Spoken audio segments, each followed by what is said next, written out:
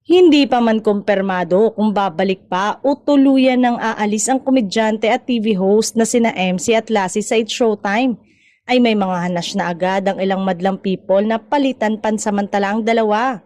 Yung tipong ka-level ng energy at magiging kabatuhan din ng linya ni Vice Ganda dahil bentang-benta ngayon sa mga masugid na manonood ng nasabing noontime show. Bigyan daw ng chance ang ilang komedyante na mabigyan ng exposure at racket sa Showtime.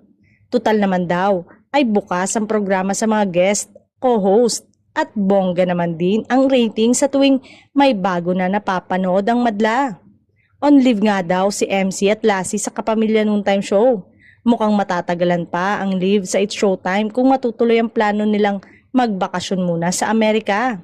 Maaalalang ibinahagi ng comedians na sina MC at Lassie na masaya na sila sa kanilang kinalalagyan ngayon at hindi nila hinihiling na maabot ang narating na kasikatan ng kanilang kaibigan at tinaguri ang kabogable star na si Vice Ganda.